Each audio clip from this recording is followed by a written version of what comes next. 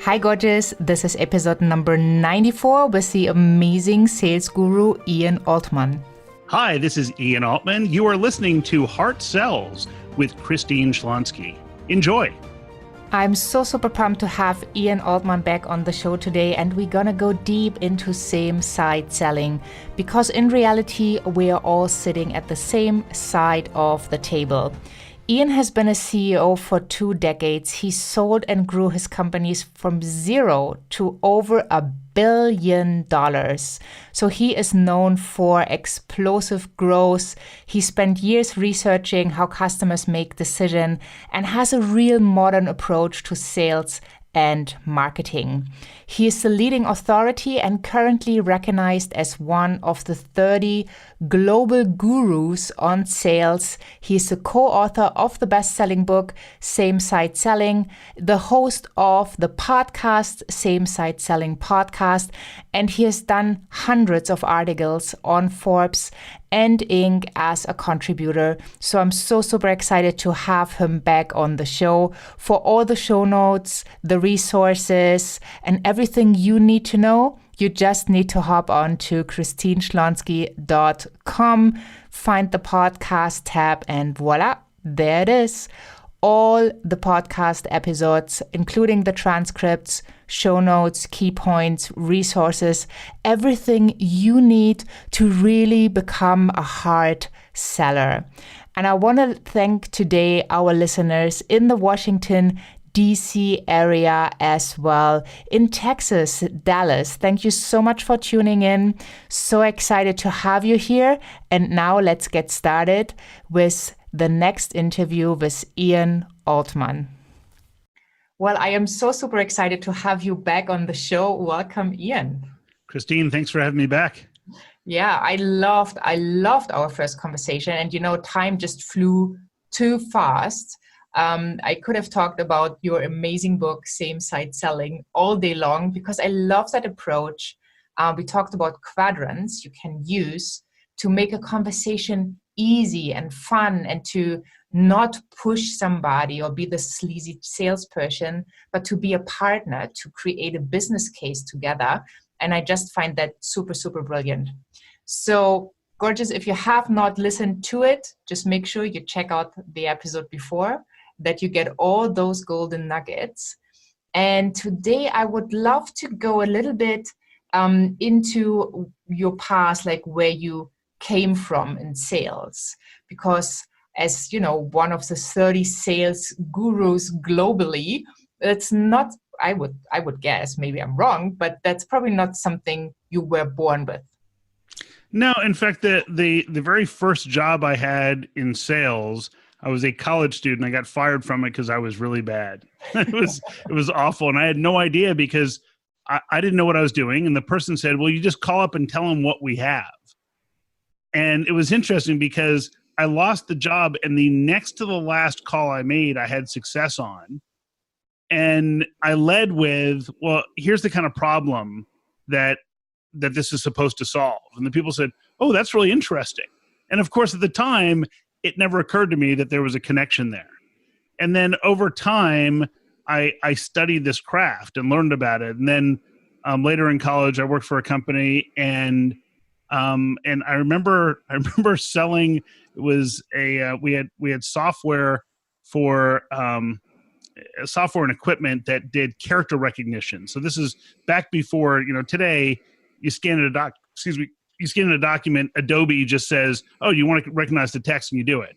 This was in the late 80s where it required highly specialized equipment to do this. And these devices we sold were about $40,000 per unit. So it's rather costly. And the company was trying to sell these into law firms, and law firms would look and say, well, it looks interesting, but now it's too expensive. And I remember walking to this one law firm. They said, well, yeah, we have a ton of documents we need to convert, but yeah, I just don't think we can spend the money. And I walked past their copier room, and they had these massive photocopiers. And I said, well, just out of curiosity, how much are the photocopiers? And he said, oh, it doesn't matter. And I said, what do you mean? He said, oh, they charge us per copy. And then we mark that up to our clients, so it's actually a profit center. I said, huh. Okay. So I came back to the company and I said, here's this idea that I have.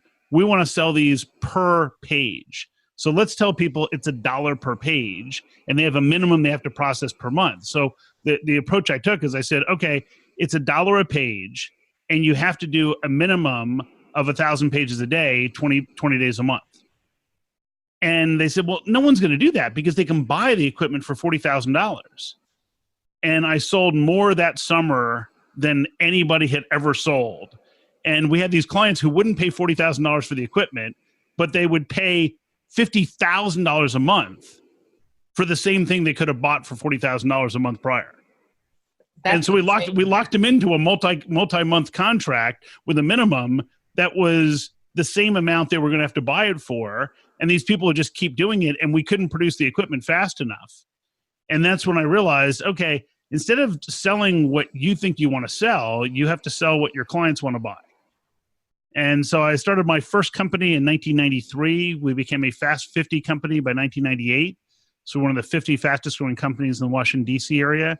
We then built a software company also. I sold both companies in 2005 to some investment bankers out of New York. And they asked me to serve as managing director of the parent company.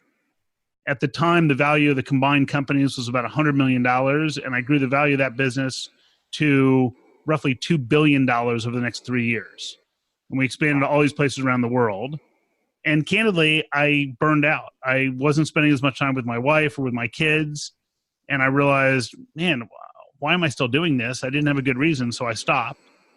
And if I had done absolutely nothing forever, I think my wife would have killed me. And so that would have been a bad outcome. And people said, well, when you were growing your business, you always seemed to enjoy helping our businesses if they were struggling more than you were focused on your own business. I said, yeah, it's true. They said, well, why don't you do that? And I said, do what? Like, it didn't occur to me that people needed help growing a business because I was fortunate in that my businesses had grown pretty well. And so that's what I get to do now is I get to help other people on how they grow their businesses. And it's a very rewarding thing to be able to speak and write and share experiences that help other people get rid of that stress and feel like they're operating with integrity. Yeah. Oh, I love it. What a success story. So obviously you had to change your mindset for that. And with the copying machines, I love the story. You did find your puzzle, right? Yeah, exactly. You did find the puzzle way back when. Yeah, I mean, if you're really open and you're listening and you're asking the right questions, that gives you so much opportunity for growth. Can you elaborate a little bit on that to give people maybe more ideas that might feel stuck at where they are? Yeah, I mean, one of the biggest things that we have to realize is that if we focus on the results that our clients are trying to achieve rather than what we're trying to sell, then what we're trying to sell just kind of happens. And so what I mean by that is if we ask questions like, so what does success look like? Then we all of a sudden get focused on that end goal that the client's trying to achieve. So if I ask most people in sales, if I say, okay, the initial contact is the starting block in a race. What's the finish line? You know, that place where we break through the tape and we're all high-fiving and congratulating each other and you know, we're celebrating. What do we call that? And most people in sales will say, well, that's the close. It's the sale. It's the contract. Someone in accounting might say it's getting paid. But the idea is that it's all centered around the sale and the revenue. But what if you asked your client the same question and you asked your client, what's the finish line? The client would likely say, well, it's the results.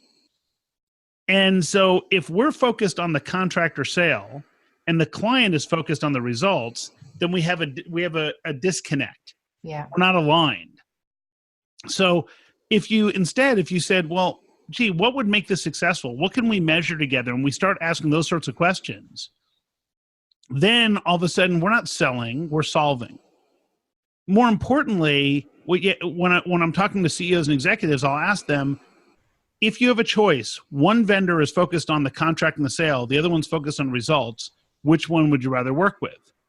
Universally, people say the person with results. Then it gets more interesting because I ask them, okay, how many of you would be willing to spend a little bit more with the vendor who's asking questions about results. Notice, I don't ask guarantees the results, just how many of you would be willing to spend a little bit more with the people asking about results? And just about everybody raises their hand. And then I say, okay, how much more? Oh, and people say, well, it depends. And usually if I try to nail them down, they say, I don't know, 15% more. So imagine just being able to differentiate on value just by asking questions where you could charge 15% more than the competition and win the business because you're asking about results. The funnier question to me is then I ask people, okay, so for anybody who didn't say they'd be willing to pay more, how much less would you have to pay for it to be a good deal, but you don't get the results that you need? So how much less would you have to pay for it to be a good deal, but you don't get the results that you need? The answer is you have to pay 100% less, because if you don't get the results you need, it's not a good deal. So what that does, it allows us to, when a prospect and someone says, well, gee, I like what you're doing, but these other people are 20% less, you get to say, well, my guess is that in your business, if you don't get the results that you need, that it doesn't matter what you spend, right? And they'll say, yeah, that's true. Okay. The only way we could sell it for less is if we sacrifice these 2 or 3 things, and that would put your success at risk. And I know some vendors might be willing to do that, but we're not. So should we readjust what success looks like, or is that actually what you need? And now we're having a discussion about their results and what they need rather than focusing on just the price. Yeah, I love that. So many of the listeners are service-based, right? Yep. So they have to come up with their own, no, they don't have to, they get to come up with their own packages, Exactly, with their own offers. And that, that makes it a little bit difficult sometimes because they don't value themselves often enough, because it's something that comes to them so easily. So they think like, I could do this for free. This is so much fun. I can do it all day long. And now they have to put a price point. So what advice would you have for somebody to exactly to conduct that conversation, just from the perspective of, a service-based business? What could they do? Absolutely. So give me an example of what type of service business might it be? Well, let's go into coaching. Okay. So in a coaching business, one of the most common ways that services businesses sell is they sell by the hour. And the reality is that I'm not a big fan of selling by the hour, because what you're doing at that point is you're selling resources, not results. Meaning at that point, all you're doing is exchanging currency for hours. Yeah. And the problem with that is that it's very easy for someone to say, oh, you're going to charge this much per hour. These other people charge less per hour. Instead, what you have to focus on is, here are the problems that we solve. For example, if someone's an executive coach and they're helping get a team better working together, what they might say is they might have a discussion. So they use the quadrants and determine, okay, so you want to improve the way your team works together. What happens if you don't solve that? Well, I'm wasting money. We're not achieving our business goals. A whole myriad of things that'll come out. What does success look like? Well, people would work better together. They wouldn't be at each other's throats. I'd feel like we're accomplishing our goals. What specific goals? And now we get a list of those. So if you achieve those, what would it mean to the business? Well, gee, that would mean we'd have an extra gazillion dollars if we do that. Great. In order to achieve that, the way we would do this is, over the next quarter, here's what we would work on together. Here's what the investment would be for that quarter. And at the end of the quarter, we'll evaluate where we are and we'll determine if you need more or less help in the following quarter. And that way, all you're really committing to is a quarter. You can say, look, here's an upper end limit as to the number of meetings, the number of days, things like that. But really, it's about what they want is, I want to solve this problem and get those results. And then they get to evaluate, is that investment worth it to achieve that? Yeah. So when it comes to professional services, really the key is, if you can focus on the results, it's a much better model, because never has somebody thought to themselves, what I really need is, I need 1.4 hours of this person's time. It's never come up. It's, if someone's looking to hire an attorney, they don't want to hire hours. They want to hire the outcome they're seeking. And so the more you can focus on a task-based or a project-based or a goal-based objective and then assign an investment level to that. Notice I didn't say a price, it's an investment. Then, that shifts the focus a little bit. Yeah, totally agree. Yeah, I like when you talk to your clients, it's always an investment because Sure. with the service you provide, they should get so much more in return. Absolutely. And it's interesting because there are many businesses I've worked with who they say, oh, our business, it's impossible. We can't do that. And it's funny. There's an accounting firm that I worked with and they said, oh, each of our clients is different. We couldn't possibly do things on a fixed monthly fee. And I said, do me a favor. Let's just take 10 of your clients, the next 10 clients. Let's do this on a fixed fee basis. And you tell me worst case scenario, what it would cost. And we're going to do a fixed fee at that amount. Oh, they'll never go for that. So, of course, those 10 clients did that. And what happened is two interesting dynamics. One, they have almost zero turnover in clients because the clients know exactly what it costs them every single month.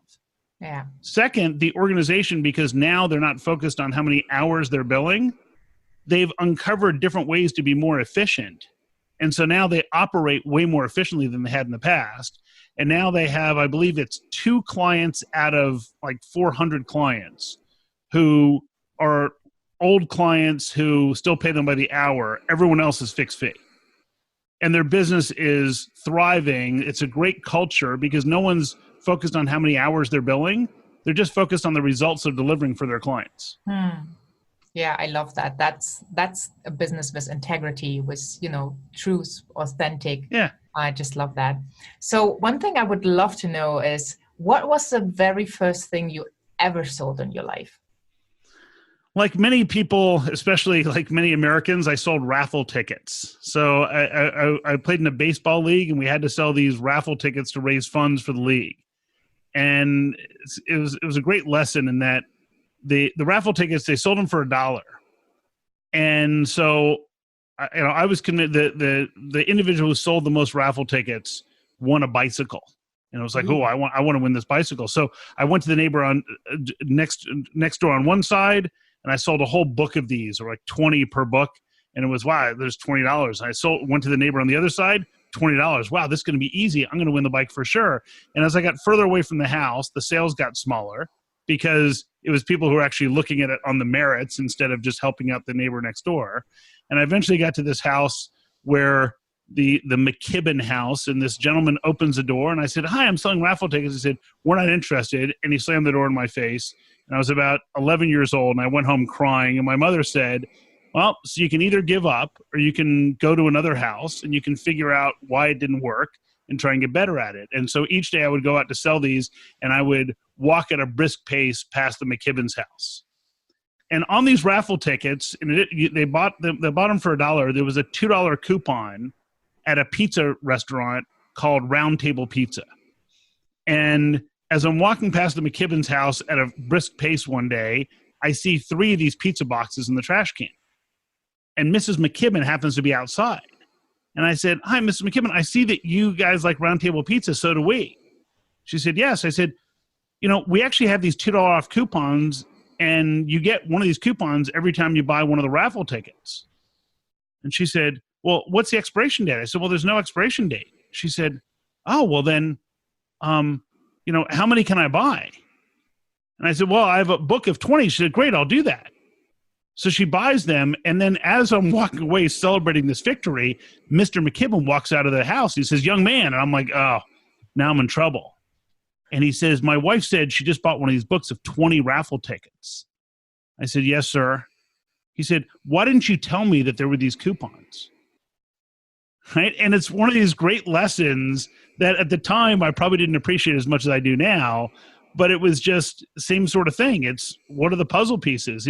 They were buying pizza. It would have been foolish for them to not save money and support the league. Like, it made perfect sense. But, at the time, I was 10 years old. My selling skills weren't quite as proficient as perhaps they are today. Oh, awesome. I just love the story. And it was so impactful for you because you still know the names. Yeah. Oh, yeah. Yeah, I still have fear of Mr. McKibben coming around. Yeah, I don't blame you. I can totally see that, but beautiful. And you did find that puzzle. Yeah. Probably not knowing what that prepared you for. Exactly. But what a beautiful story. And do you use mantras or quotes in your life to support your mindset? You know what? I don't really. The biggest quote, and it's self-serving because it's a quote that I actually, it gets attributed to me, which is price and all objections matter most when the seller believes they matter most. So it's something that in my keynotes I talk about, but it's price matters most when the seller believes price matters most. So oftentimes it's our own limiting beliefs that tell us, well, no one will ever pay for this. And the reality is they will pay for it if there's enough impact of not solving the problem and if they see enough results. But there's some stories I share in my keynotes about those exact examples. But that quote tends to be something that resonates with a lot of people. Oh, yeah, it definitely resonates with me. When I started my career in sales, and I never intended to be in sales, I got there, so to speak, by accident. Like most people, which we do not really believe in accidents. But I remember my first calls, like being nervous anyway, wanting to do the right thing. And then it was high ticket events. So I had to say this huge number. And I know, like in the pitch, which was a pitch, you came to the point where I knew, oh, now I have to say the number. And I felt so uncomfortable for such a long time because for me, that was a lot of money. And it took me a while to shift my mindset and to really see, well, I'm selling to companies, right? They do have a budget, or they can find budget because the product is supporting them. So when you just mentioned that, it's the quote, I was like, yep, I've been there. I've seen the change. Once I changed, less people had an issue with the number. Well, it's kind of a funny thing. I look back to when I started my speaking career and I charged maybe 5% of what I charge now. And I would almost share that number with an apology. And now someone can say, oh, we only have 95% of what you charge. And I think to myself, no, I wouldn't do that. Right? No, it's like I couldn't possibly discount it at that level. And it's how your confidence changes that. Yes. And how you realize what the value is that you provide. Yeah. Oh, I just love it. Well, thank you so, so much for sharing all these amazing insights. And people really need to go and read your book, Same Side Selling, to find those puzzle pieces. And they can go to ianaltman.com. And also they can go to the show notes where I will provide all the links, the transcripts, the resources, and obviously a link to your book as well. Thank you so much. I so enjoyed the time. And have an amazing day. Thank you, Christine. It was a pleasure. I so love to have Ian on the show. So make sure you hop on over to christineschlonski.com, find the podcast tab and get into Ian's episode. You find the show notes, the key points, the transcript, and of course, all the amazing resources and a link to his social media pages. So it's all just one click away. In case you don't know, Ian has also been part of the Sales Mentality Makeover Masterclass 3, where he's teaching a whole masterclass. So if you're interested, it's as well on the page in the resource tab, and you can check it out and really add these interviews to your sales success library. Thank you so much for being here. Wishing you a wonderful day wherever you are in this beautiful world. And till the next time, make sure you journal out for yourself. What does it mean to be on the same side of the table with your clients when selling? How would that impact your sales process? And what might you be doing differently?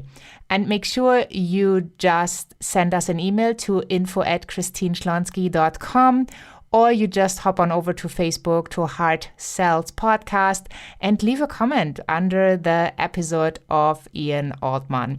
Thank you so, so much for tuning in. Have a wonderful day wherever you are. Saying bye for now.